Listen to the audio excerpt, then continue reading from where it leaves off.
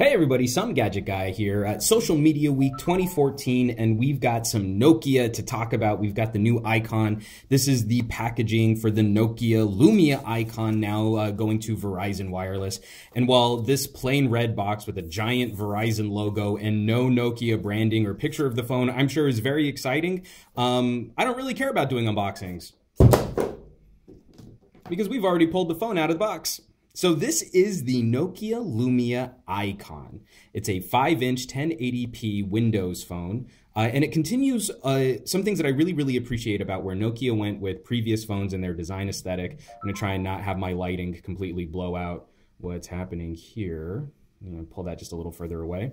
But it's got the slightly more rectangular shaping of the Lumia 928. It's a little bit thicker. Kind of like merging the Lumia 928, the Lumia 920, because of its thickness and its inclusion of wireless charging, which makes me really happy to see built-in wireless charging return. And then also just the sort of design aesthetic that we saw with the Lumia 925 with this sort of metallic edge running along the device and then this plastic polycarb back shell.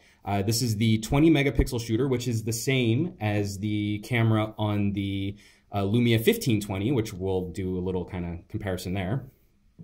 And it has a dual LED flash. Here's the back speaker. And then we start to see these little pinholes all over the Lumia Icon. And that's because this thing has 4 microphones for doing very high quality audio recording. I'm already uploading, as I'm shooting this video, I'm actually uploading. There were some street performers in New York down at the subway. And so you guys can get a sense of what audio sounds like off of this phone, because it shoots, not only does it shoot decent video, it's really good video, but that the audio quality of the video is pretty astounding considering it's coming off of a phone. I just realized I was holding that backwards for you guys, or upside down.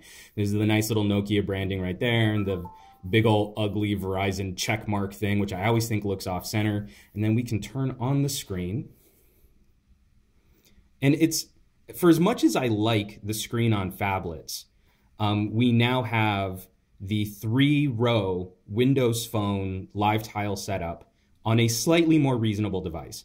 5 inches, for someone with girly little hands like mine, a 5-inch screen is really kind of the good balance point for a device that has a lot of information on the screen, especially a lot of high resolution detail imagery, and then also something that I can still use out and about, even sometimes one-handed. I can't quite reach the back button on a 5-inch screen, but you know what? It's still so much more usable for someone like me than the giganto beast of the Lumia 1520.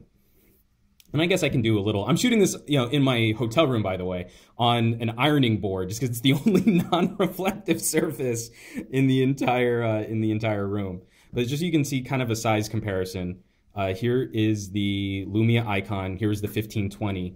And a lot of the same specs move back and forth between these two devices, with the Lumia Icon including Qi charging built into the system. But we're dealing with the same Qualcomm 800 series processor. We've got very similar snappy performance. Windows Phone was so lean on dual-core phones that now when we're moving into these high-end Qualcomm 800 series chipsets, it's just a joy to use. Everything slides over incredibly quickly, and getting into different apps and services, it's just super fluid, and it really is a joy to use.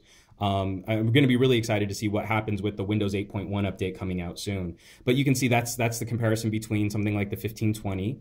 And then I can also show you guys, especially for you guys who are rocking some Android, this is the Icon next to, I'm going to turn up the screen brightness just a little bit more, compared to the LG G2. You can see they're very comparable. The slightly boxier edging on the Lumia makes it feel a little bit larger, and it is just a touch thicker than the LG, but we're dealing with a very similar size and form factor. So this is nice because it gets Windows Phone up into something just a little more current, just a little more cutting edge, as compared to the 4.5-inch 720p screen on the 1020, which I'm actually shooting this video on right now. I'm shooting this video on the Lumia 1020. And so all of these wonderful benefits with the Pro camera is on board, the 20 megapixel shooter. I'm not really going to be able to show you much on this guy, but the same thing where you've got that really great crop zoom where you can kind of just slide the picture up and down to zoom in and out of your frame. And then these wonderful full manual controls that if you want to dial in white balance or your ISO or your shutter speed, you've got that capability here on the Pro camera. I mean, Nokia has just done a wonderful job of expanding the Windows Phone operating system and the Windows Phone environment with apps and services that we really like to use. So I've only had this phone for a couple hours and I'm already really enjoying it. I haven't gotten into it enough yet to start doing comparisons. Obviously, this is just a very, very basic first impressions video, just so you guys can see what it is that we're rocking here. Social Media Week 2014. Be on the lookout because I'm going to be uploading some more samples, some more videos directly from that camera. And then probably in a couple weeks, I'll do my full wrap-up review of the Lumia Icon on Verizon Wireless. As always, folks, thanks so much for watching, for sharing my videos, subscribing, getting into conversations, asking questions down in the comments. It helps me out so much in producing media for you guys when you guys are involved and participating, and I've always appreciated it. And I'll catch you all in the next video.